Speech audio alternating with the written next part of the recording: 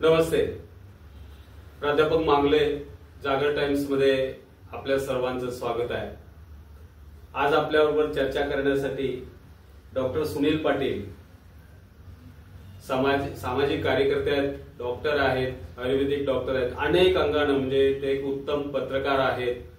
तर त्यांच्याबरोबर आपण चर्चा करणार आहोत. चर्चा करण्यापूर्वी आजच्या चर्चेचा विषय आपल्याला सांगतो. महत्वाचा विषय असा की पंतप्रधान नरेंद्र मोदी यांनी परवा पुण्याच्या आणखी कुठल्या तरी एका सभेमध्ये अशा पद्धतीचं वक्तव्य केलं की भटकती आत्मा. तर याला अनुसरून आपण काही टिप्पणी करणार आहोत आणि डॉक्टर साहेबांचा जो प्रदीर्घ काळातला या सामाजिक क्षेत्रातला जो अनुभव आहे, या अनुभवाच्या निमित्तानं हे अशा पद्धतीचं जे बोलणं आहे, राजकारणातली घसरती जी पातळी आपण म्हणतो किंवा चर्चेतला भाषणातला घसरता स्तर जो आहे, तर याच्यावरती चर्चा आज आपल्याबरोबर डॉक्टर सुनील पाटील सर करतायत. डॉक्टर साहेब, पंतप्रधान नरेंद्र मोदी, तसं त्यांचं वक्तव्य चांगलं आहे आणि त्या वक्तव्यामुळे तर ते आतापर्यंत टिकून आहेत असं म्हटलं जातं. नरेंद्र मोदी साहेबांनी भटकती आत्मा अशा पद्धतीनं म्हणजे थेटपणे शरद पवार साहेबांच्यावरती त्यांनी आरोप केला नाही, पण शरद पवार साहेबांना लागू पडेल अशा पद्धतीच्या सगळ्या सिच्युएशन निर्माण करून ते भटकते आत्मा अशा पद्धतीनं म्हटलं. काय सांगाल आपण? देशाचे पंतप्रधान हे राज्यात प्रचारासाठी इतक्या वेळेला गल्लीबोळातून, छोट्या छोट्या शहरातून, म्हणजे पंतप्रधानांनी आपल्या पक्षाचा प्रचार करण्यासाठी राज्यातल्या एखाद्या मोठ्या शहरात, मुंबई असेल, पुणे असेल, नागपूर असेल, इथं येणं, इथं त्याच्या सभा होणं हे ठीक आहे. मी स्वतः 1975 म्हणजे मला मतदानाचा अधिकार नव्हता त्यावेळेपासून मी त्यावेळेपासूनच्या आणीबाणीच्या दरम्यानच्या आणि त्यावेळच्या सगळ्या सभा, पु ल देशपांडेंच्या पासूनच्या सभा, मोहनदारे असतील किंवा इंदिरा गांधी असतील, त्या सगळ्या सभा मी कोल्हापुरात अटेंड केलेल्या आहेत. परंतु बोलणाऱ्याच्या बोलण्याचा, भाषणाचा स्तर हा अत्यंत महत्वाचा आहे. कारण लक्षात घ्या, पंतप्रधान जे बोलतात ते आमच्या पिढीतले लहान लहान मुलं, 12 वर्ष, संस्कृतीचा भाग आहे, ती आता ऐकतात. आता सोशल मीडिया आहे, त्यामुळे मुलांना जर ते सहज उपलब्ध झालंय, त्यामुळे पंतप्रधान जर बोलत असतील शिवराळ, तर मी का बोलू नये अशी नवीन पिढीची कदाचित धारणा होण्याची शक्यता होती. पंतप्रधानांनी पुण्यामध्ये ते विधान केलं आणि एक भटकती आत्मा, 75 साली त्यांचे काही मनसुबे पुरे झाले नाही, त्यावेळेपासून भटकते अशा अर्थानं त्यांनी नाव न घेता शरद पवारांना उद्देशून ते म्हणले. आणि त्या बोलण्यामध्ये त्यांनी आपल्या भाषणातल्या एका वक्तव्याचा दर्जा न ठेवता त्यांनी अशा पद्धतीनं, कारण अशा पद्धतीनं कोण आत्मा आणि हे असं काही प्रचारामध्ये बोलायला पाहिजे असं पाहिजे. आणि तेही या पार्श्वभूमीवर की याच्या आधी त्यांनी शरद पवारांचा उल्लेख माझा गुरु, ज्या वेळेला पहिल्यांदा ते 14 साली आले, त्यावेळेला त्यांनी बारामतीत कुठल्या तरी एका संस्थेच्या उद्घाटनासाठी किंवा काहीतरी निमित्तानं ते बारामतीत आले होते. आणि बारामतीमध्ये आल्यानंतर त्यांनी जाहीर सांगितलं होतं की माझे राजकीय गुरु हे शरद पवार आहे. आणि आपल्याला आठवत असेल की ज्या वेळेला युपीए सरकार होतं 10 वर्ष, त्यावेळेला गुजरातमध्ये व्हायब्रंट गुजरात असा तो सगळा प्रचार होतो. आणि त्यावेळेला गुजरातच्या सगळ्या गोष्टींना, कृषी खात्याची जे काही मदत असेल ती सगळी शरद पवारांनी केंद्रातनं केलेली असणार आहे ना, तेव्हा केली आहे. बरोबर आहे. तर त्यामुळेच ते म्हणत होते की मी माझे राजकीय गुरु शरद पवार यांच्या बोटाला धरून स्टेटमेंट. आणि मग आता तुम्ही तुमच्या पायाखालची वाळू सरळ घसरते म्हणून तुम्ही शरद पवारांना टार्गेट करून बोलताय असं म्हणावं लागेल. बरोबर. म्हणजे आता अशी परिस्थिती आहे की 2024च्या ज्या लोकसभा निवडणूक आहेत याच्यामध्ये बऱ्यापैकी भारतीय जनता पार्टीला सेटबॅक बसतोय असं बघितल्यानंतर काही करून टिकून राहण्यासाठी अशा पद्धतीचे स्टेटमेंट केले जातात असं वाटतं. नाही, तुम्ही म्हणता ते बरोबर आहे, परंतु शरद पवारांना टार्गेट करण्याचं कारण काय? महाविकास आघाडीमध्ये जे घटक पक्ष आहेत ती सगळी आघाडी बांधलेली आहे, ती शरद पवार त्याच्यामध्ये एक मुख्य घटक आहे. त्यानंतर काँग्रेस आहे आणि त्यानंतर उद्धव बाळासाहेब ठाकरेंचा तो शिवसेनेचा गट आहे. तर आता काय आहे की पहिल्या टप्प्यातले मतदान झालं, दुसऱ्या टप्प्यातलं मतदान झालं उद्या परवा 3ऱ्या टप्प्यातलं मतदान होत आहे. आणि आता असे अंदाज व्यक्त केले जात आहेत की या महाविकास आघाडीचे खासदार हे साधारण 30-31 निवडून येतील. इथपर्यंत आता रिपोर्ट्स यायला लागले आणि लोकांचं मतदानाचं प्रमाणही कमी व्हायला लागलेलं आहे. त्यामुळं आपण जर बघितलं तर आपल्या लक्षात येईल की पहिल्यांदा पंतप्रधानांनी अबकी बार 400 पार, मग पहिल्या टप्प्याच्या मतदानानंतर त्यांनी ते बोलायचं बंद झाले आणि त्यानंतर आता त्यांचे त्या बोलण्याची जर आपण बारकाईने बघितलं तर ते शरद पवार यांना टार्गेट करून आता बोलायला लागले. त्यांनी एकीकडे उद्धव ठाकरेंच्या बद्दल सॉफ्ट कॉर्नर आहे असं दाखवायचा प्रयत्न केला आणि आम्ही हे पक्ष दोन्ही फोडलेले नसून त्यांच्या कौटुंबिक चर्चेतून फुगलेलं आहे असं त्यांनी आता बोलायला सुरुवात केलेली आहे. आणि आपल्या एक लक्षात येईल की जर हे अंदाज येत आहे की 31 वगैरे महाविकास आघाडीचे खासदार निवडून आले तर उद्याच्या सरकार तयार होण्यामध्ये तेवढे 31 खासदार भाजपचे कमी होणार आहेत. मग अशा परिस्थितीमध्ये जर नवीन सरकार होत असताना शरद पवार यांचा त्यामधला रोल महत्वाचा आहे. त्यामुळं ते शरद पवारांना टार्गेट करून आता बोलणार. एक गोष्ट असं आहे, शरद पवार साहेबांचा मोठेपणा किंवा राजकारणातलं त्यांचं कार्य बघितलं तर ते अफाट मोठं आणि सर्व समाजाला घेऊन जाणारा अशा पद्धतीचं धर्मनिरपेक्ष पद्धतीचं आहे. एक असं बोललं जातं किंवा सांगितलं जातंय किंवा घडलेली घटना अशी आहे की भुजला जो भूकंप झाला त्या भूकंपासाठी सुद्धा त्या भूकंपाचं नियोजन किंवा आपत्ती व्यवस्थापन करण्यासाठी प्रमुख म्हणून पवार साहेबांना नेमलं होतं. काय किस्सा सांगू शकाल?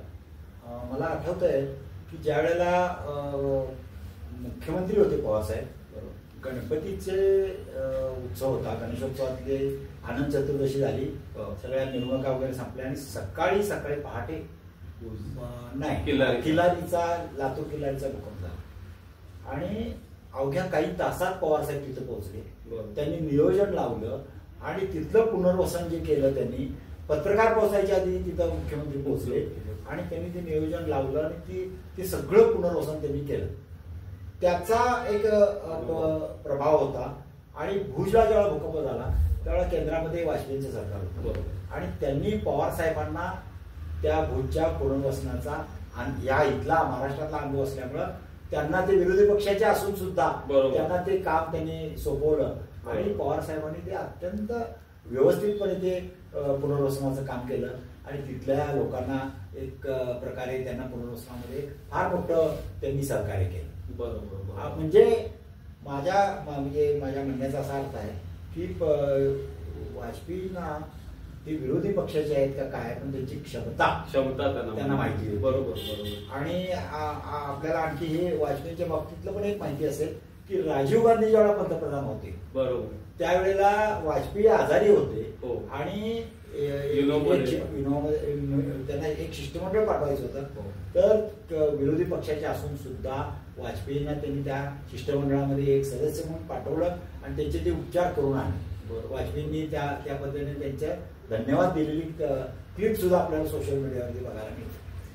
तर सांगण्याचा अर्थ काय की एक काळ असा होता की विरोधी पक्षाचा नेता असेल किंवा विरोधी पक्षाचा कार्यकर्ता असेल त्याच्याबद्दलची असणारी आत्मीयता आणि आज विरोधी पक्षाच्या माणसाबद्दल बोलणं म्हणजे आता पवार साहेबांना जे बोलले म्हणजे आत्मा काय अमर आहे आपल्याकडे हिंदू कल्चरचा भटकती आत्मा म्हणजे त्याचं बरेचसं काही राहिलंय आणि अतृप्त आहे आत्मा आणि तो भटकत आहे ठिकठिकाणी तो वारलाय पण त्याचा हे राहिलाय अशा पद्धतीचं हे स्टेटमेंट. उलट मला तर असं वाटतं की पंतप्रधानांनी असं म्हटल्यामुळं शरद पवारांच्या बद्दलची सहानुभूती त्यांच्याबद्दलचं प्रेम आणखी लोकांचं हे बरोबर आहे. पण अशा पद्धतीचं स्टेटमेंट व्हायला नको होतं ज्या संदर्भाने त्यांनी घेतलेत. कारण ते एकेकाळी आपला गुरु म्हणणारे किंवा त्यांना भूज तिथल्या झालेल्या भूकंपाचं पुनर्वसन करण्यासाठी स्वतः शरद पवार साहेब गुजरातमध्ये आहेत. अनेक असे आहेत आणि शरद पवार हे सगळ्याच पक्षातल्या विरोधी पक्षात आपला सगळ्यांना घेऊन एकत्रित जाणार असं हे व्यक्तिमत्व आहे. महाराष्ट्रामध्ये अशी अनेक व्यक्तिमत्व होऊन गेली की ज्यांचं केवळ त्या पक्षाशी योगदान नव्हतं, तर सगळ्या पक्षातल्या सगळ्या नेतृत्व करणाऱ्या माणसांशी त्यांचे चांगले संबंध होते. तशाच पद्धतीचे एक ते शरद पवार आहेत.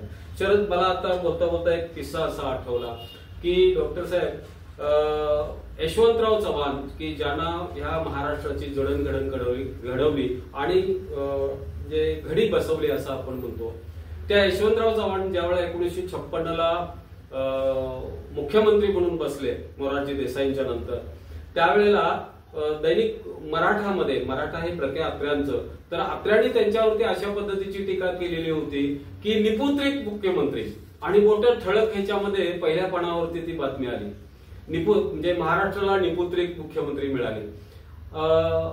अशा पद्धतीच्या खालच्या स्टेटमेंट त्यांनी त्यावेळेला केलं.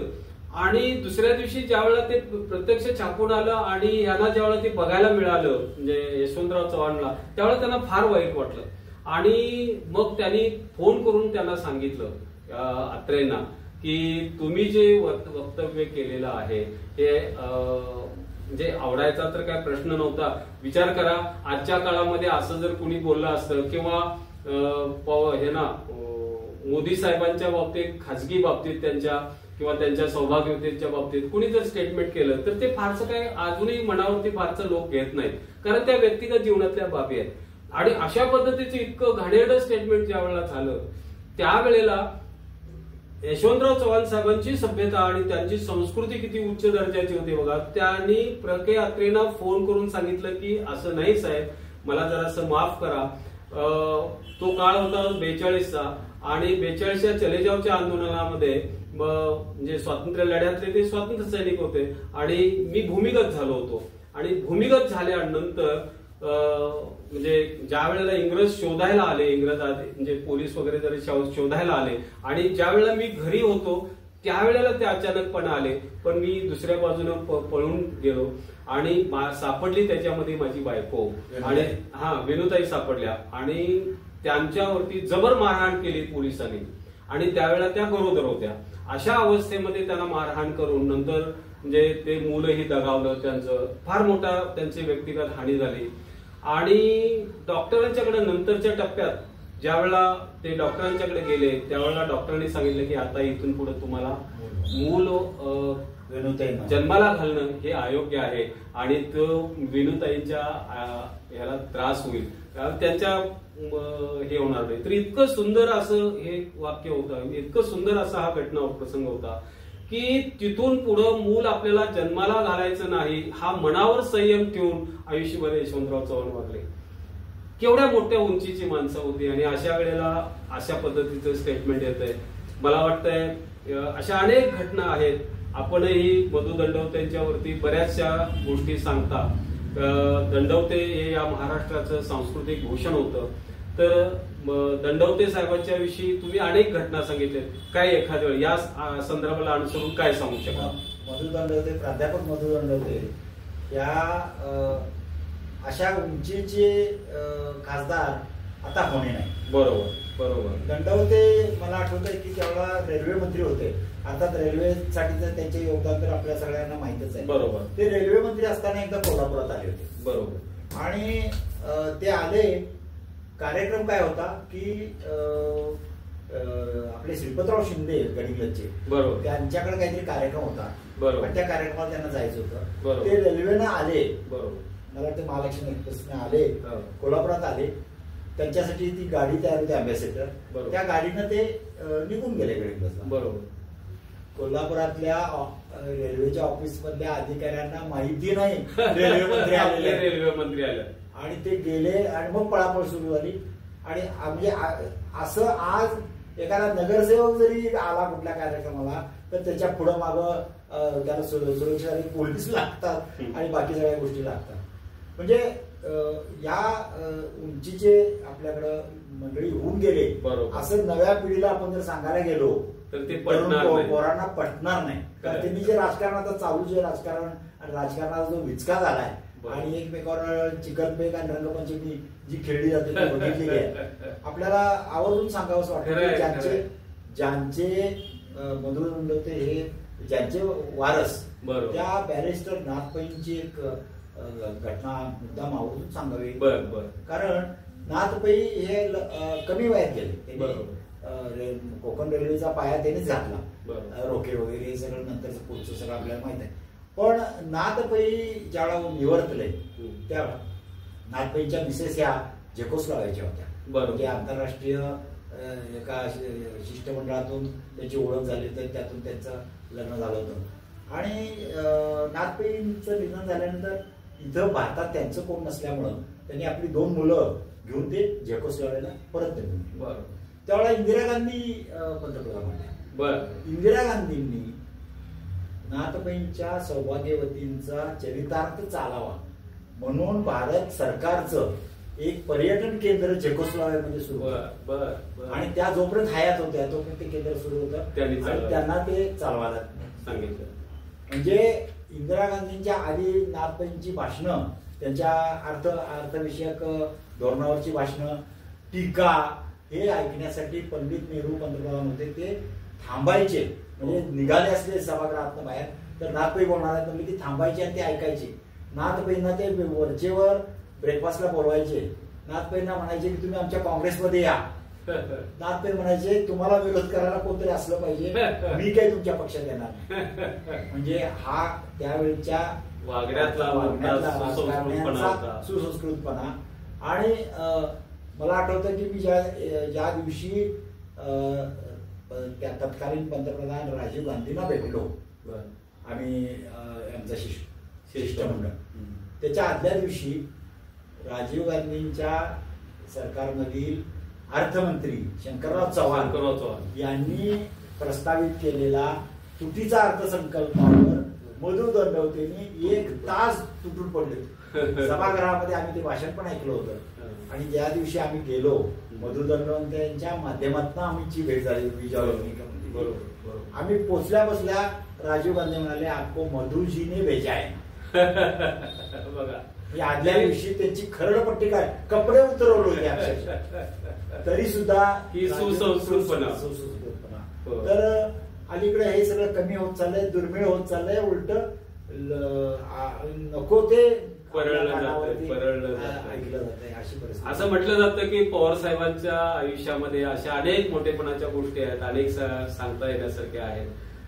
खरं तर ते ज्यावेळेला पहिल्या वेळेला संरक्षण मंत्री झाले त्यावेळेला त्यांना कोणतंही मंत्रीपद मिळालं असतं, त्यांनी जे मागितलं असतं ते त्यांना मंत्री, पण त्यांनी कृषी निवडलं. नाही, पहिल्यांदा संरक्षण मंत्री झाले ते नरसिंहराव सरकार. पण ज्यावेळेला युपीए गव्हर्नमेंट आलं त्यावेळेला त्यांना कुठले तुम्ही म्हणता तसं मागा, म्हणजे त्यावेळेला आपल्याला मनमोहन सिंग त्यांना म्हणाले होते की तुम्हाला कुठलं पाहिजे, तर सगळ्या खात्यांचे त्यांना अनुभव होते आणि ते निश्चितपणे हाताळू शकले असते. पण त्यांनी मुद्दाम कृषी खातं, कृषी अन्न प्रक्रिया खातं मागून घेतलं. आणि आपल्याला माहित आहे अलीकडं काँग्रेसवालेही बोलत नाहीत त्या गोष्टी.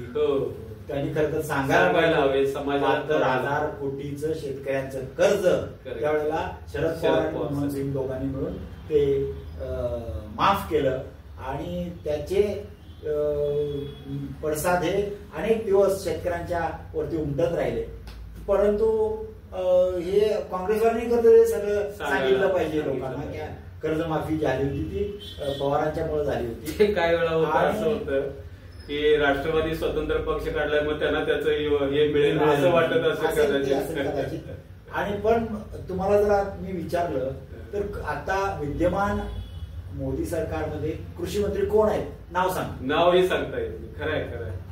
अर्जुन मुंडा जे आहे ते नाव सामान्य जनतेला माहिती नाही, त्यामुळे ते कर्ज माफ करायचं आणि बाकीच्या गोष्टी. उलट पक्षी या सरकारनं छोटे छोटे शेती अवजारावर, कीटकनाशकांच्या, बी बियाणावरती जीएसटी लावलाय. हो, शेतीतल्या काँग्रेसनं आता जाहीरनाम्यामध्ये आपल्याला सांगितलंय की आम्ही हे सगळ्या प्रकारचे कृषी कर जेवढे आहेत ते सगळ्यांनी माफ करू. शरद पवार साहेबांच्या मोठेपणाच्या अनेक असे किस्से आहेत.